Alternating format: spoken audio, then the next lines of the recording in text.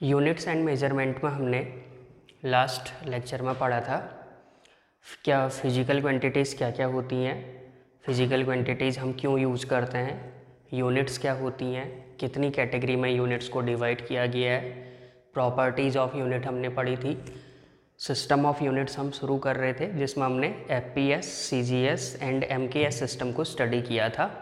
आज हम SI system of unit से आगे को स्टार्ट करते हैं। तो हमारे पास जो सिस्टम ऑफ यूनिट है उसमें हमें पढ़ना है एसआई सिस्टम ऑफ यूनिट। तो मैंने लास्ट लेक्चर में बताया था एसआई सिस्टम ऑफ यूनिट में 7 फंडामेंटल फिजिकल क्वांटिटीज़ हैं और 2 सप्लीमेंट्री क्वांटिटीज़ यहाँ पर रखी गई हैं। 1971 में ये सिस्टम को एडॉप्ट किया general conference on weights and measures जो पैनल है उस पैनल ने। तो इसमें सबसे पहले हम ये देखते हैं कि फंडामेंटल क्वांटिटीज़ क्या क्या इसमें है। एसआई सिस्टम में फंडामेंटल क्वांटिटीज़, फिजिकल क्वांटिटीज़ क्या क्या इसमें आती हैं, इसकी एक टेबल हम बनाते हैं। सीरियल नंबर, क्वांटिटी, उसकी यूनिट और सिंबल। तो 7 फंडामेंटल क्वांटिटीज़ हैं। 3 तो हमें पता है, लेंथ, मास एंड टाइम। ठीक, इसके अलावा चौथी इलेक्ट्रिक करंट, इलेक्ट्रिक करंट। 5वीं टेम्परेचर। नेक्स्ट एक क्वांटिटी है ल्यूमिनस इंटेंसिटी, इसको कहते हैं ल्यूमिनस इंटेंसिटी, ल्यूमिनस इंटेंसिटी। और नेक्स्ट क्वांटिटी है amount of substance, amount of substance. इनकी यूनिट देख लेते हैं। लेंथ की जो एसआई यूनिट है वो है मीटर, मास की यूनिट है किलोग्राम, किलोग्राम। टाइम की यूनिट है सेकंड, इलेक्ट्रिक करंट की यूनिट है एम्पियर, टेम्परेचर की यूनिट है केल्विन, केल्विन। ल्यूमिनस इंटेंसिटी की यूनिट है कैंडेला, कैंडेला इसकी यूनिट होती है। और अमाउंट ऑफ सब्सटेंस की यूनिट होती है मोल, मोल।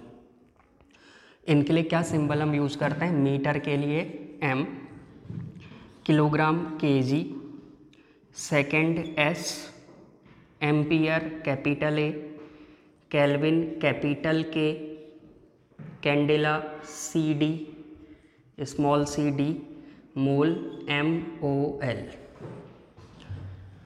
ये हमारे पास 7 फंडामेंटल क्वांटिटीज़, उनकी यूनिट्स और उनके सिंबल हमने यूज़ किए हैं। ये 7 फंडामेंटल क्वांटिटीज़ कौन से सिस्टम में है? एसआई सिस्टम में, जो इंटरनेशनली एक्सेप्टेड सिस्टम है और आजकल हम इसी एसआई सिस्टम ऑफ यूनिट का यूज़ करते हैं। तो ये 7 फंडामेंटल क्वांटिटीज़ आपको आनी चाहिए। यहाँ पर 2 नए टर्म है, ल्यूमिनस इंटेंसिटी, ये ऑप्टिक्स से रिलेटेड वर्ड है। ल्यूमिनस इंटेंसिटी का मतलब क्या होता है? किसी सोर्स से जो लाइट आ रही है उस लाइट की इंटेंसिटी को हम मेजर करते हैं ल्यूमिनस इंटेंसिटी की यूनिट में। सपोज अगर कोई सनलाइट है, सनलाइट इस सरफेस पे टकरा रही है, तो इस सरफेस पे उस सनलाइट की कितनी इंटेंसिटी टकरा रही है, उस इंटेंसिटी का अमाउंट हमने बताना है। तो हम किस यूनिट में बताएंगे? कैंडेला में, और उसी को हम ल्यूमिनस इंटेंसिटी कहते हैं। तो ये ऑप्टिक्स से रिलेटेड है। अमाउंट ऑफ सब्सटेंस, इससे आप फैमिलियर होंगे। जनरली केमिकल्स जो होते हैं उनके लिए हम मोल यूनिट का यूज़ करते हैं, जैसे 2 मोल NaCl, 2 मोल HCl। इस टाइप से हम केमिकल सब्सटेंसेस के लिए यूनिट जो यूज़ करते हैं, उनके अमाउंट के लिए जो यूनिट यूज़ करते हैं वो मोल है। यहाँ पर कुछ और यूनिट्स को रखा गया है जिनको हम सप्लीमेंट्री क्वांटिटीज़ कहते हैं। तो 2 सप्लीमेंट्री क्वांटिटीज़ यहाँ पर है, उनको भी एक बार देख लेते हैं। सप्लीमेंट्री क्वांटिटीज,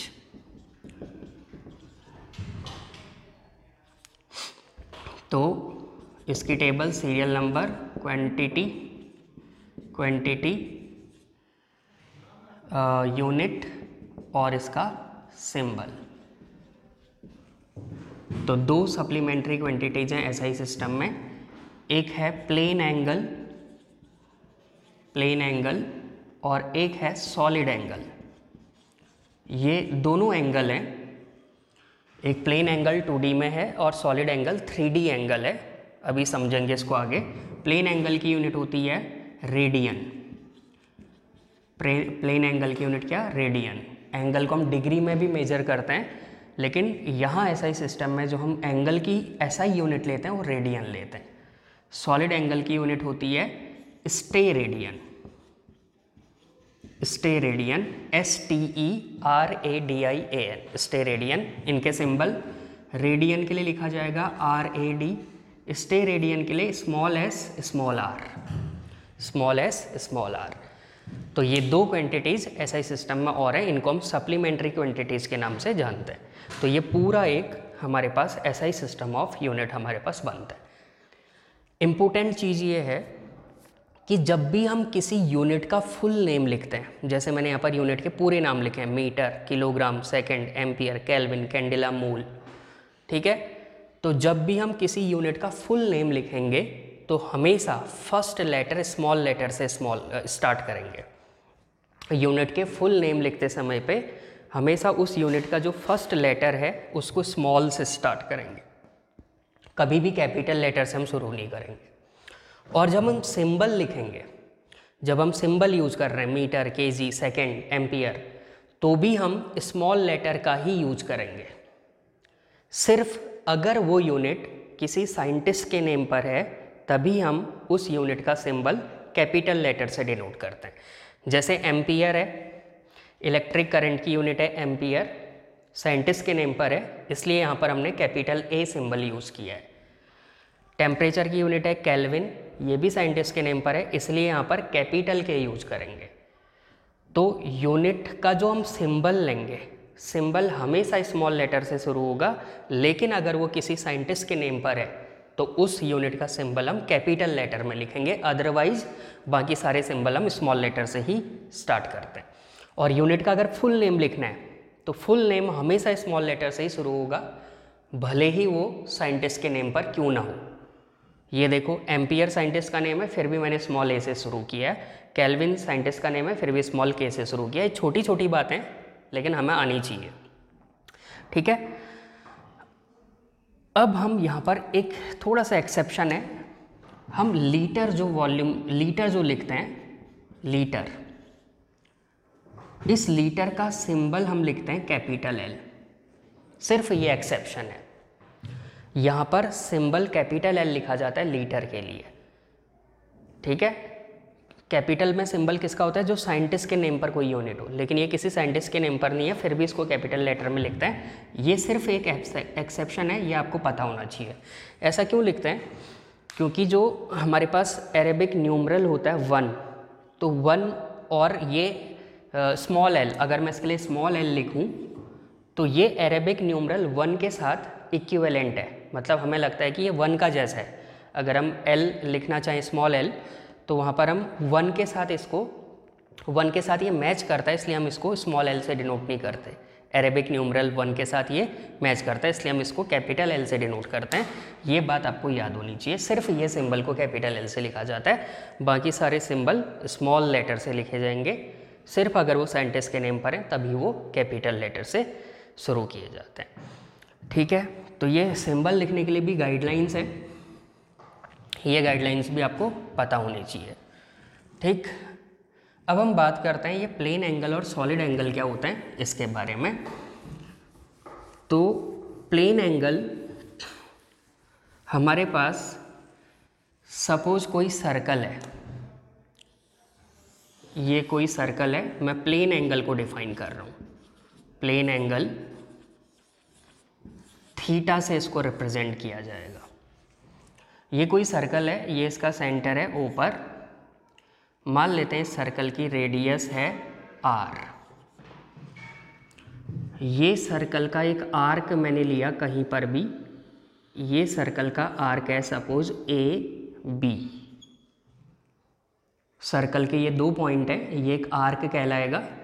इस आर्क ने इस सर्कल के सेंटर पर जो एंगल बनाया, आर्क ने सर्कल के सेंटर पर जो ये एंगल बनाया, इस एंगल को कहते हैं प्लेन एंगल। ठीक है, सर्कल की रेडियस हमने कितनी मानी थी, आर।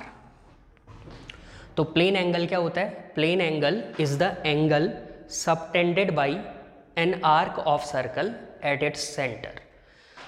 किसी भी आर्क के द्वारा सर्कल के सेंटर पर जो एंगल बनता है उसको प्लेन एंगल कहते हैं। तो angle subtended by an arc of circle at the centre is called plane angle. ठीक है, प्लेन एंगल, जो भी ये एंगल आएगा इसकी यूनिट में लिख चुका हूँ, रेडियन में आएगा। तो ये एंगल की यूनिट याद रखो, किस में होगी, रेडियन में। इसका फॉर्मूला भी आपको याद होना चाहिए, जो कि हम बहुत यूज करेंगे अभी आगे फिजिक्स में। प्लेन एंगल इक्वल टू होता है आर्क अपॉन रेडियस, आर्क की लेंथ अपॉन जो भी सर्कल की रेडियस है, इससे हम क्या निकालेंगे, प्लेन एंगल। और ये जो प्लेन एंगल आएगा ये किस में आएगा, रेडियन में।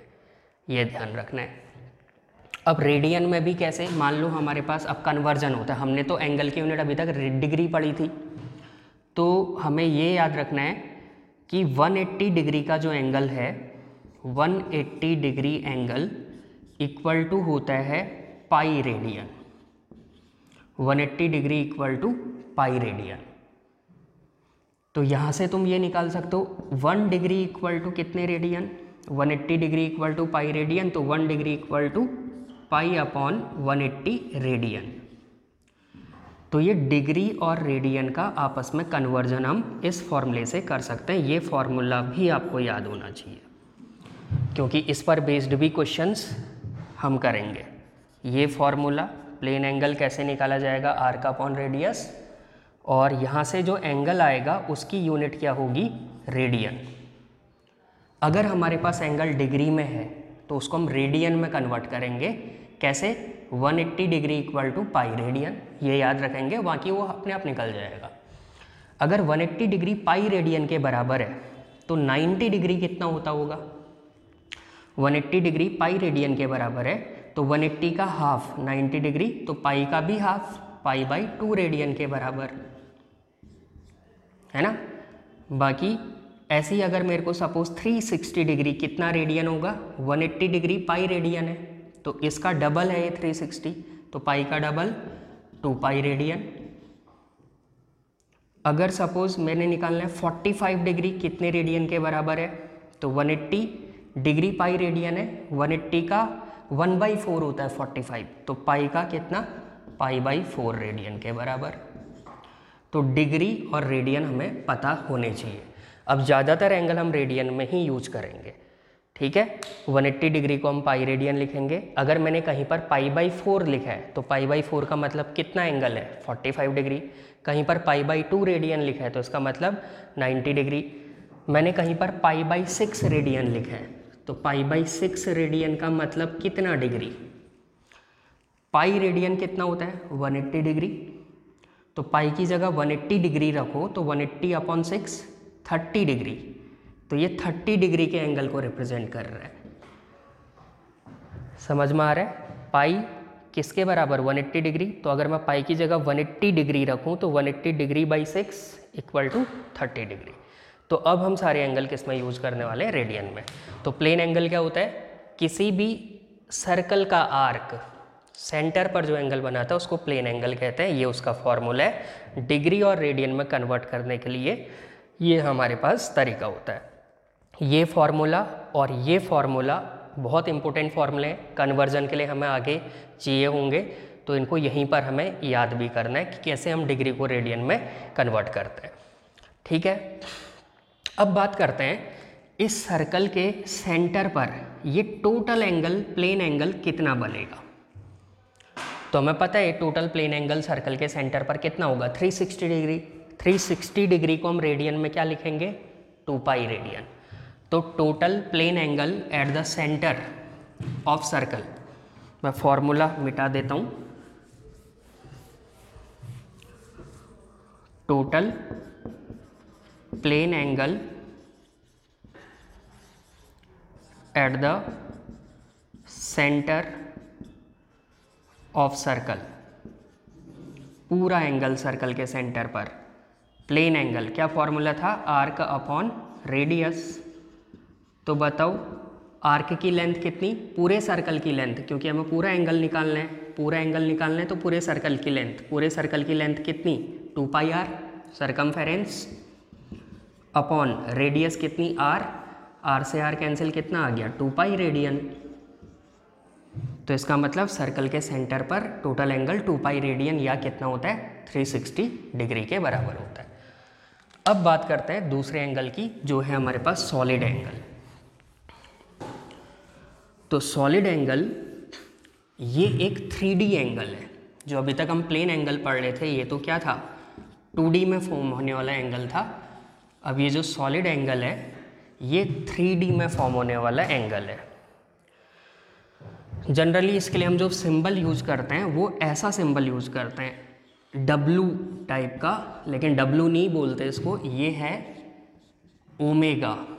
इस सिंबल का नाम याद रखना है, ये क्या है ओमेगा।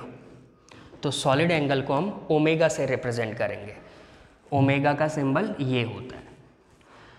तो सॉलिड एंगल क्या होता है, सपोज करो हमारे पास एक स्फीयर है, ये एक स्फीयर है।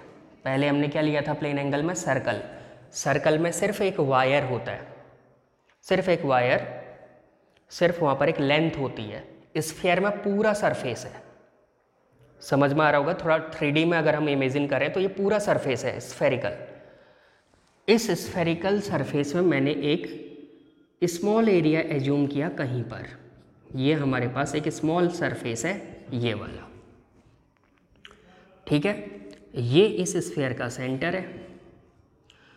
तो ये जो स्मॉल एरिया मैंने लिया, ये स्मॉल एरिया इस सेंटर पर जो एंगल बनाएगा इसको हम कहते हैं सॉलिड एंगल ओमेगा। क्या ये जो स्मॉल सरफेस एरिया है वो सर्कल के स्फीयर के सेंटर पर जो एंगल बनाएगा उसको हम कहते हैं क्या सॉलिड एंगल। प्लेन एंगल क्या था आर्क था, वहाँ पर आर्क सेंटर पर जो एंगल बना रहा है वो प्लेन एंगल 2D में, पूरा सरफेस स्फीयर का सरफेस एरिया सेंटर पर जो एंगल बनाएगा वो सॉलिड एंगल। ये पूरा 3D व्यू है। अगर हम सोचें कि ये सरफेस है, ये पूरा सरफेस है, ये सरफेस इस पॉइंट पे क्या एंगल बना रहा है, तो हमने क्या किया इस पॉइंट से इस लाइन को खींचा, ये लाइन खींची, ये लाइन खींची, सब जगह लाइन खींची, तो ये पूरी लाइंस ऐसे मिली। तो इस पॉइंट पर ये पूरा एंगल बनाइए, यहाँ से आने वाली ये लाइंस है, यहाँ से भी लाइन जोड़ी, यहाँ से भी लाइन जोड़ी, यहाँ से भी लाइन जोड़ी, सब जगह से हमने लाइन जोड़ी। तो 3D में हमें यहाँ पर एक एंगल मिलेगा, ये सारी लाइंस जो ऐसे आएंगी, ये बंच पूरा लाइंस का बनेगा। तो यहाँ पर जो एंगल फॉर्म हुआ उस एंगल को सॉलिड एंगल बोलेंगे। समझ में आ रहा है, पूरा 3D व्यू है। जबकि अगर हमारे पास सिर्फ एक वायर है, एक वायर एज्यूम करो, उस वायर ने यहाँ पर जो एंगल बनाया, यहाँ से हमने इसको जोड़ा, यहाँ से इसको जोड़ा, यहाँ पर जो एंगल बना ये प्लेन एंगल है। Plane angle equal to arc की लेंथ अपॉन वो डिस्टेंस यानी कि रेडियस। जबकि अगर पूरा सरफेस हमारे पास है तो वो सरफेस इस पर, इस पॉइंट पर जो एंगल बनाएगा वो एंगल क्या कहलाएगा सॉलिड एंगल, ठीक है। तो सॉलिड एंगल क्या होता है, angle subtended by any surface area, arc नहीं है surface area, eight the centre is called solid angle. ये 3 डायमेंशनल एंगल है। आर्क अगर है तो आर्क जो एंगल बना रहा है वो प्लेन एंगल है, जबकि अगर पूरा सरफेस हमारे पास है तो वो सरफेस किसी पॉइंट पे जो एंगल बनाएगा वो क्या कहलाएगा सॉलिड एंगल। इसका भी formula solid angle equal to होता है सरफेस एरिया, जो भी सरफेस एरिया है, अपॉन रेडियस का square. Surface area upon radius का स्क्वायर, ये हमारे पास सॉलिड एंगल का फॉर्मूला होता है। प्लेन एंगल का फॉर्मूला क्या था? Arc upon radius. Solid angle का फॉर्मूला क्या है? Surface area upon radius square. Surface area ये है, ये जो भी सरफेस एरिया होगा, मान लेते हैं ये सरफेस एरिया है S और ये है रेडियस R, तो S अपॉन R स्क्वायर, और इसकी यूनिट क्या आएगी? Steradian. Small s small r से हम इसको रिप्रेजेंट करते हैं। तो इतनी बातें क्लियर। अब हम ये फाइंड आउट करते हैं कि ये स्फेयर है, सर्कल से इसको कंपेयर नहीं करना, ये 3D व्यू है। इस स्फेयर के सेंटर पर टोटल सॉलिड एंगल कितना होगा? तो अगर हम ये टोटल सॉलिड एंगल निकाल रहे हैं तो फॉर्मूले पे जाएं, तो solid angle equal to surface area upon radius square. तो अब मैं टोटल सॉलिड एंगल निकाल रहा हूँ, तो total solid angle equal to total surface area upon radius square. तो total solid angle equal to total surface area, sphere की radius r है, तो टोटल सरफेस एरिया स्फेयर का कितना होगा? 4 पाई r स्क्वायर अपॉन रेडियस का square r square, surface area upon radius का square. Radius square से रेडियस स्क्वायर कैंसिल, 4 पाई, ये हमारे पास टोटल सॉलिड एंगल आ गया। पाई कितना होता है? 180 डिग्री, तो इसको मैं डिग्री में कन्वर्ट करूं तो 4 इंटू 180 यानी कि आ जाएगा 720 डिग्री। तो स्फेयर के सेंटर पर टोटल सॉलिड एंगल 720 डिग्री या 4 पाई के बराबर होता है। ठीक है। सर्कल के सेंटर पर टोटल एंगल 360 डिग्री या 2 पाई रेडियन होता है, लेकिन स्फेयर के सेंटर पर टोटल सॉलिड एंगल 720 डिग्री या 4 पाई रेडियन के बराबर होता है। ठीक, ये 3D पूरा एंगल बन रहा है, सब जगह से पूरा एंगल। सरफेस एरिया अगर ये है तो यहाँ से जो भी यहाँ पर एंगल बना इस पॉइंट पर, उस पॉइंट पर जो 3D एंगल बना है उसकी वैल्यू टोटल मैक्सिमम 4 पाई के बराबर हो सकती है। तो ये हमारे पास प्लेन एंगल और सॉलिड एंगल के बारे में जानकारियाँ थी। तो ये हमारे पास SI सिस्टम में जो यूनिट्स हम यूज़ करते हैं वो हमने यहाँ पर पढ़ी। 7 फंडामेंटल क्वांटिटीज़ थी और 2 सप्लीमेंट्री क्वांटिटीज़ थी। इनकी यूनिट सिंबल आपको याद होने चाहिए, और ये एंगल डिग्री को रेडियन में कन्वर्ट कैसे करते हैं ये हमें पता होना चाहिए। और इम्पोर्टेंट चीज़ ये है कि यूनिट को लिखने का तरीका क्या है। यूनिट हमेशा स्मॉल लेटर से शुरू की जाएगी, भले ही वो साइंटिस्ट के नेम पर क्यों ना हो, लेकिन अगर यूनिट का सिंबल यूज कर रहे हैं तो सिंबल भी हमेशा स्मॉल लेटर से होगा। अगर वो कोई यूनिट साइंटिस्ट के नेम पर है तो उसी का सिंबल हम कैपिटल लेटर से लिखेंगे। एक्सेप्शन था लीटर वाला, लीटर का सिंबल हम कैपिटल L लिखते हैं, स्मॉल l यूज़ नहीं करते। ठीक है, तो अब हम थोड़ा सा आगे बढ़ते हैं। अब हमें पढ़ना है एडवांटेजेस ऑफ SI सिस्टम। हम SI सिस्टम ऑफ यूनिट्स का यूज क्यों करते हैं, क्या एडवांटेज है इसके, ये हमने पढ़ना है।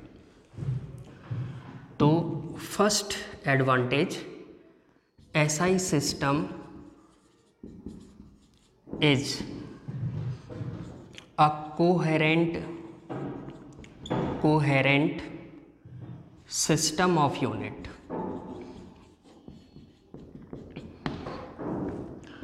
पहली बात यह है कि जो SI सिस्टम है वो कैसा सिस्टम है? Coherent system. अब कोहेरेंट सिस्टम का मतलब क्या होता है?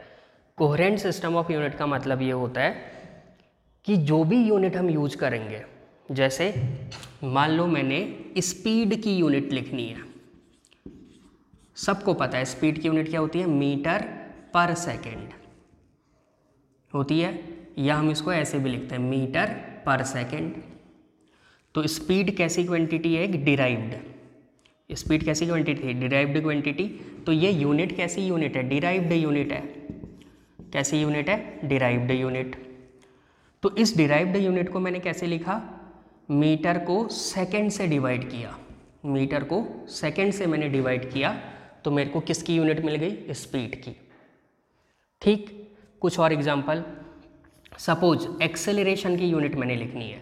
सबको पता है एक्सेलरेशन की यूनिट मीटर पर सेकंड स्क्वायर, यानी कि मीटर को मैंने सेकंड स्क्वायर से डिवाइड किया तो मेरे को एक्सेलरेशन की यूनिट मिल गई।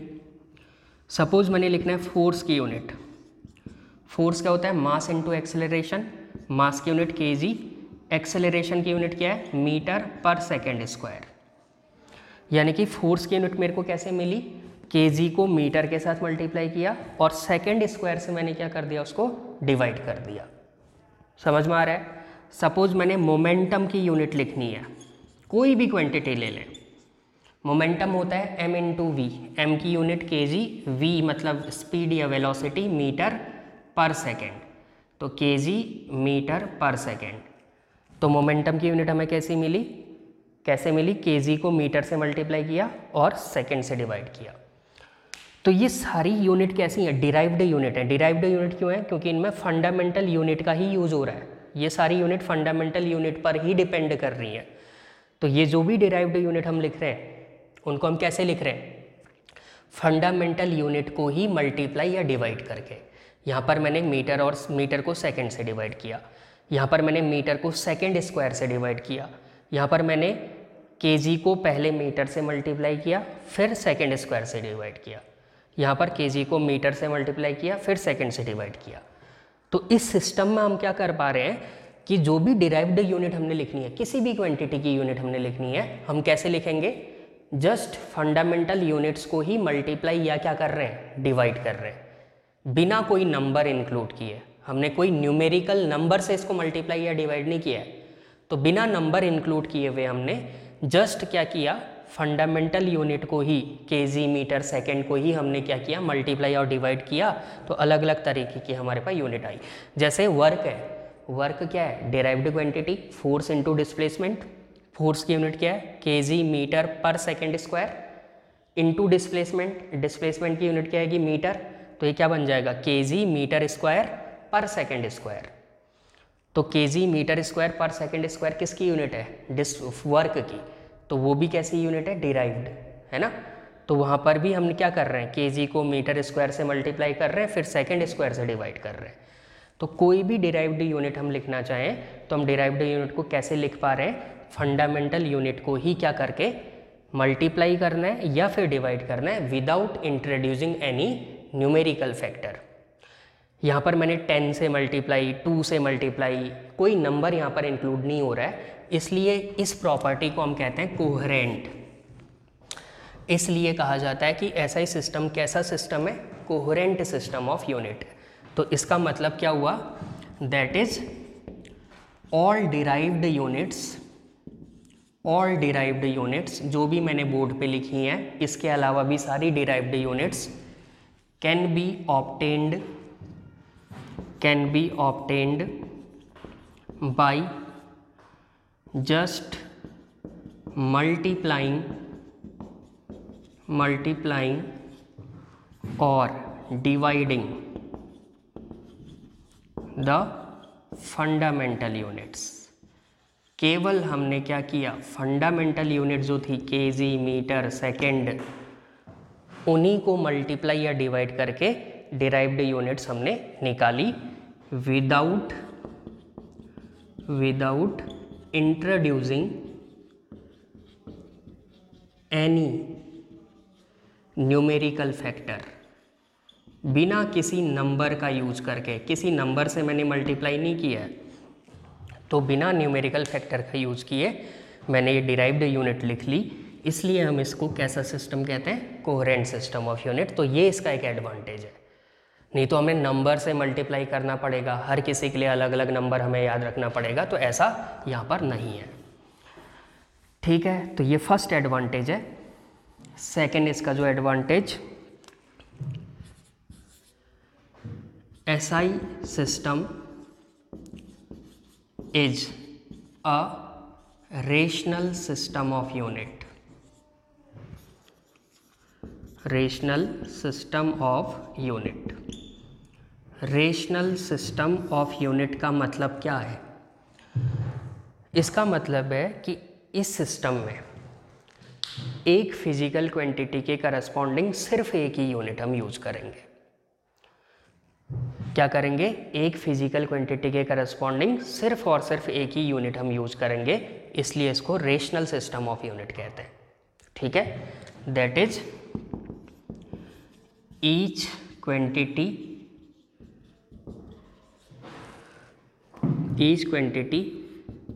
will have only one unit.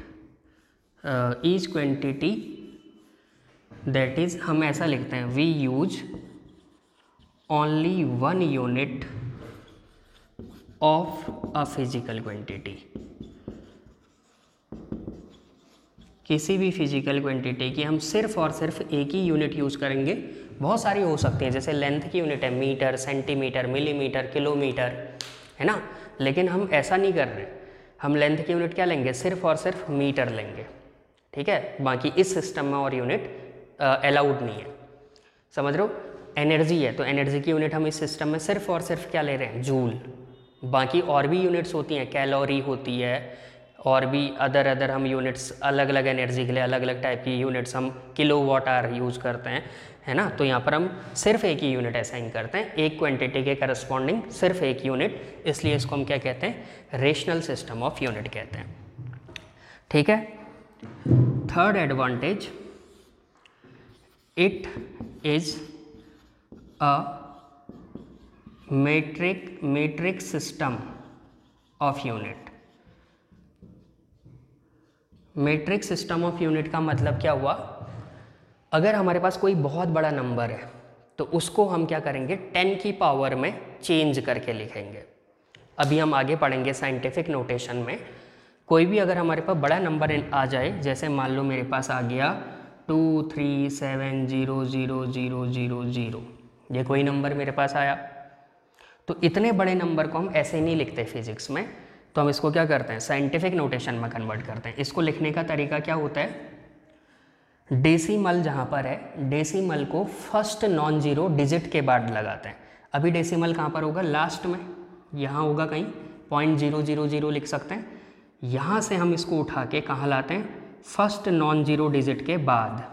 2 है फर्स्ट नॉन जीरो डिजिट, इसके बाद लगा दिया तो 2.37।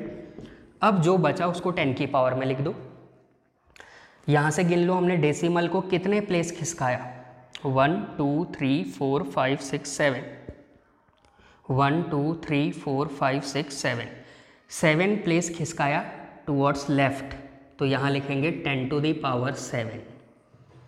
अगर राइट साइड खिसकाएंगे तो 10 की पावर माइनस, जितना प्लेस खिसकाएंगे उतना माइनस। लेफ्ट साइड खिसकाएंगे तो 10 की पावर जितना प्लेस खिसकाएंगे उतना plus.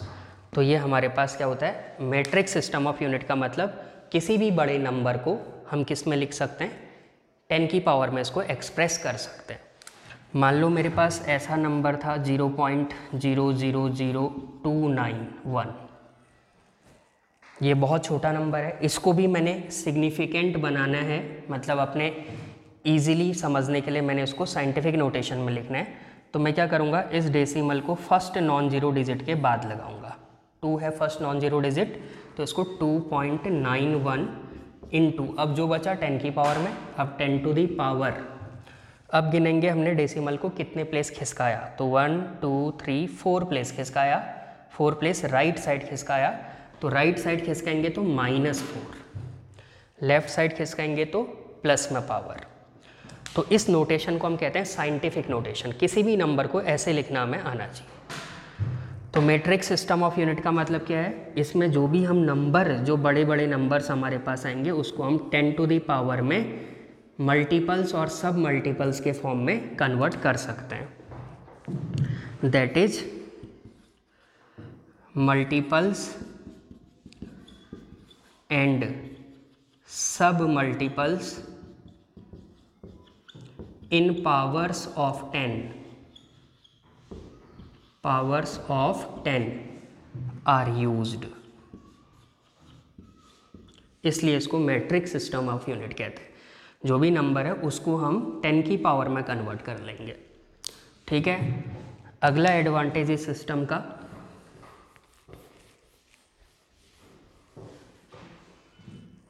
Next, it is an absolute system of unit. Absolute system of unit का मतलब क्या है, अभी हम आगे पढ़ेंगे। एक ग्रेविटेशनल यूनिट भी होती है, जैसे एसआई यूनिट, सॉरी, जैसे हम बोलते हैं किसी भी चीज़ की एसआई यूनिट है, उसकी हम ग्रेविटेशनल यूनिट भी यूज़ करते हैं। जैसे अभी आगे पढ़ेंगे लॉज ऑफ मोशन में, जो फोर्स है, फोर्स की यूनिट क्या होती है, न्यूटन, एसआई यूनिट। जो उसकी ग्रेविटेशनल यूनिट होती है, मैं सिर्फ अभी ग्रेविटेशनल यूनिट की बात कर रहा हूँ, आगे पढ़ेंगे, अभी आपको कुछ याद नहीं रखना, केवल मैं प्रॉपर्टी समझा रहा हूँ। फोर्स की जो ग्रेविटेशनल यूनिट होती है वो किलोग्राम फोर्स होती है, किलोग्राम फोर्स होती है। किसकी यूनिट है किलोग्राम फोर्स? फोर्स की ही यूनिट है, लेकिन कौन सी वाली? ग्रेविटेशनल। ठीक है। मान लो मेरे से कहा है कि ये कोई बॉडी है, इस बॉडी पर मैंने 10 किलोग्राम फोर्स का एक फोर्स अप्लाई किया। कितना फोर्स अप्लाई किया? 10 किलोग्राम फोर्स का एक फोर्स अप्लाई किया। तो मेरे को फोर्स दे रखा है 10 kgf। अब मेरे को तो पता है कि फोर्स की यूनिट न्यूटन होनी चाहिए, ये तो अजीब 10 kgf दिया हुआ है, ग्रेविटेशनल यूनिट में दिया है, तो इसको मैं न्यूटन में कन्वर्ट करूँगा। अब देखो, न्यूटन में कन्वर्ट करने के लिए हम क्या करते हैं, 1 किलोग्राम f को, 1 किलोग्राम f इक्वल टू होता है 9.8 न्यूटन। आगे पढ़ना है सब, मैं सिर्फ यहाँ पर प्रॉपर्टी समझाने के लिए ये बता रहा हूँ। 1 किलोग्राम फोर्स बराबर होता है 9.8 न्यूटन के। तो बताओ 10 किलोग्राम फोर्स बराबर कितना होगा? 10 इंटू 9.8 न्यूटन के, यानी कि ये कितना फोर्स है? 98 न्यूटन। तो 10 किलोग्राम फोर्स का मतलब 98 Newton. Kilogram force gravitational unit है, किसकी? फोर्स की। और न्यूटन कौन सी यूनिट है? एसआई यूनिट है, किसकी? फोर्स की। तो यहाँ पर मैंने इस ग्रेविटेशनल यूनिट को क्या बनाने के लिए, एसआई यूनिट बनाने के लिए किससे मल्टीप्लाई किया? 9.8 से, जो कि न्यूमेरिकल फैक्टर है। और हमने क्या पढ़ा था अभी, कोहेरेंट सिस्टम ऑफ यूनिट में क्या पढ़ा था कि हम किसी नंबर से मल्टीप्लाई नहीं करते। तो यहाँ पर हम क्या बोलेंगे, इस सिस्टम में हम ग्रेविटेशनल यूनिट का यूज नहीं करेंगे। क्या नहीं करेंगे? ग्रेविटेशनल यूनिट का यूज़ नहीं करेंगे, क्योंकि अगर हम ग्रेविटेशनल यूनिट का यूज़ करते हैं तो हमें किससे मल्टीप्लाई करना है? नंबर से। 9.8 से मल्टीप्लाई किए, है ना। तो यहाँ पर हम किसका यूज़ नहीं करते हैं? नंबर्स का यूज नहीं करते हैं। तो यहाँ पर हाँ, यहाँ पर हम that is no gravitational unit are used. यहाँ पर हम ग्रेविटेशनल यूनिट का यूज नहीं करेंगे। अगर ग्रेविटेशनल यूनिट का यूज़ करेंगे तो हमें नंबर से मल्टीप्लाई करना पड़ेगा। समझ में आ रहा है? तो नंबर से मल्टीप्लाई करेंगे तो कोहेरेंट सिस्टम होगा ही नहीं, है ना। तो ये सिस्टम कैसा है? कोहेरेंट। तो इसलिए यहाँ पर नंबर यहाँ पर इंक्लूड नहीं होना चाहिए। ठीक है। तो ये प्रॉपर्टी क्या है? It is an absolute system of unit. इसका मतलब क्या है कि एब्सोल्यूट सिस्टम ऑफ यूनिट का मतलब है कि यहाँ पर हम किसी भी ग्रेविटेशनल यूनिट का यूज नहीं करते। फोर्स की यूनिट होती है न्यूटन, तो हम सिर्फ न्यूटन का यूज करेंगे। जबकि फोर्स की यूनिट क्या भी होती है? किलोग्राम फोर्स, तो उसको हम इस सिस्टम में यूज नहीं करते। समझ रहे हो? तो ये हमारे पास अगली प्रॉपर्टी थी। नेक्स्ट प्रॉपर्टी है it is an internationally accepted system. ये भी इसका एडवांटेज है। क्या है? इंटरनेशनली, पूरी दुनिया में इसको एक्सेप्ट किया जाता है। तो ये 5 एडवांटेज हैं एसआई सिस्टम के। क्या क्या? SI system coherent system of unit है। कोहेरेंट सिस्टम का मतलब क्या था? कोई भी डिराइव्ड यूनिट हमने निकालनी है तो हम कैसे निकाल रहे थे? फंडामेंटल यूनिट को ही मल्टीप्लाई या डिवाइड करके, हम किसी भी नंबर से मल्टीप्लाई या डिवाइड नहीं कर रहे थे, इसलिए उसको हम कोहेरेंट सिस्टम ऑफ यूनिट कहते हैं। Second, rational system of unit. Rational system of unit का मतलब एक फिजिकल क्वांटिटी के करस्पॉन्डिंग सिर्फ और सिर्फ एक यूनिट हम यूज़ कर रहे हैं। Third, matric system of unit. Matric system of unit का मतलब क्या है, किसी भी नंबर को अगर हमें लिखना है तो हम मल्टीपल्स के फॉर्म में लिखेंगे या सब मल्टीपल्स के फॉर्म में लिखेंगे जो 10 की पावर में होंगे। किसी भी नंबर को हम 10 की पावर में एक्सप्रेस करके लिखते हैं। अब कैसे लिखते हैं वो मैंने थोड़ा बहुत यहाँ पर बताया, फिर हम आगे पढ़ेंगे 10 की पावर्स में हम कैसे कैसे नंबर्स को लिखते हैं। अगला एडवांटेज ये क्या है, एक एब्सोल्यूट सिस्टम ऑफ यूनिट है, मतलब इसमें कोई ग्रेविटेशनल यूनिट का हम यूज नहीं करेंगे। ठीक है, ग्रेविटेशनल यूनिट का यूज करने से क्या होता है, कन्वर्जन में नंबर इंक्लूड होता है। ठीक है। फिफ्थ, अगर ये क्या है, एक इंटरनेशनली एक्सेप्टेड सिस्टम है, तो ये आपको एसआई सिस्टम के बारे में कंप्लीट इन्फॉर्मेशन यहाँ पर दी गई है। 7 फंडामेंटल क्वांटिटीज़, 2 सप्लीमेंट्री क्वांटिटीज़, उनकी यूनिट सिंबल लिखने का तरीका और एसआई सिस्टम के क्या एडवांटेज। तो एक और चीज़ है, जो हमारे पास एसआई सिस्टम में 7 क्वांटिटीज़ हैं, उनकी यूनिट्स जो है मीटर, किलोग्राम, सेकेंड, इनकी डेफिनेशन भी है। तो उस डेफिनेशन को भी आप लोग एक बार देखना, एक बार समझ में आएगा कि कैसे कैसे यूनिट्स को डिफाइन किया गया है।